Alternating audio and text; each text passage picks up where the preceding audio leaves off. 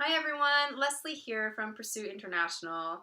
Thank you all for joining us again for our Standout video series. So today's segment will be a continuation of yesterday's segment.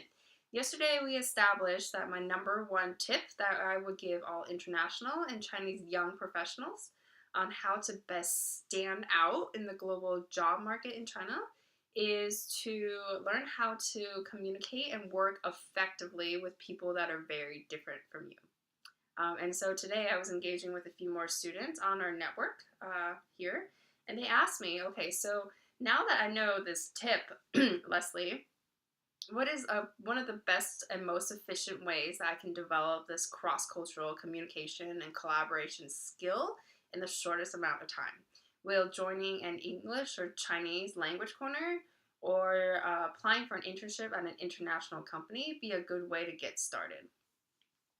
And before I kind of give you my advice, I want to first applaud these few students for reaching out to me and also thinking this way, so strategically about how to best develop their skills and about their future career. I really give you a big round of applause for that.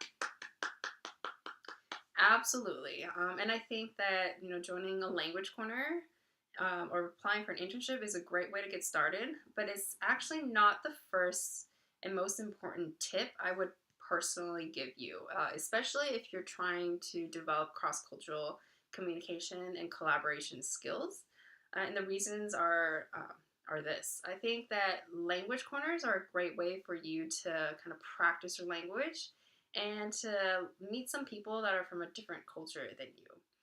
But with that being said, I think the issue with a lot of language corners is that the discussions always tend to hover at a very, very surface level. So you're almost stuck in a very long time on just very basic topics such as, what are your hobbies? What's your favorite food? What are your favorite holidays that you're celebrating? It's very, very difficult for you to dive much deeper in understanding an individual that's very different from you.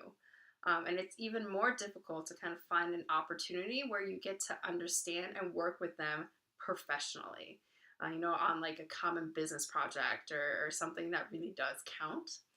And then the second thing with like internships, I think internships are a great way for you to gain more exposure in the world. And it's a great way for you to build up your professional portfolio. So by all means, go and apply if that's something you really, really want to do.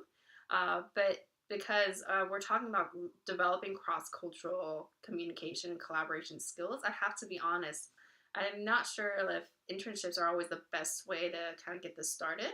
And there's a few reasons for this. I think an internship, whether it's paid or it's not paid, is still essentially, a job. So your boss and your direct report is still wanting to kind of get the most value out of you. So they're going to give you assignments and tasks that are going to be centered around your skill sets. Unless you know that you can kind of spearhead kind of a new initiative or to help create a new program that the company is trying to launch, you're not necessarily going to be able to have a lot of ownership over the project you're working on and to make a lot of decisions that count.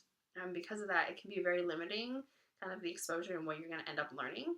And then the second thing is language matters in an internship. So unless you're like fluent in English and Chinese, or at least, business proficient, you're probably going to be confined to tasks that would best utilize your language skills. So it can limit the opportunity that you have to work with peers that are from a very different cultural background than you, because they want to see the kind of output that you can do right off the bat, the kind of work and value you can generate right away. So those two things aren't necessarily the best way, I think, to get started. But I would love to kind of share with you my own personal kind of suggestions.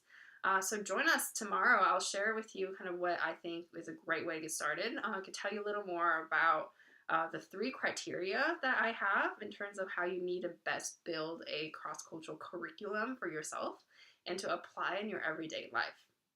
So I'm sorry, I kind of ran out of time today. I can't kind of dive into that, but make sure that you scan the following QR code, join our network, join our discussion, and start talking to each other within the WeChat groups and ask questions, and I'll be checking that periodically and responding and giving you kind of additional resources if you need it.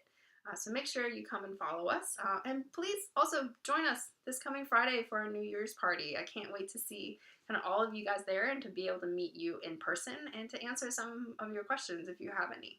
So see you Friday.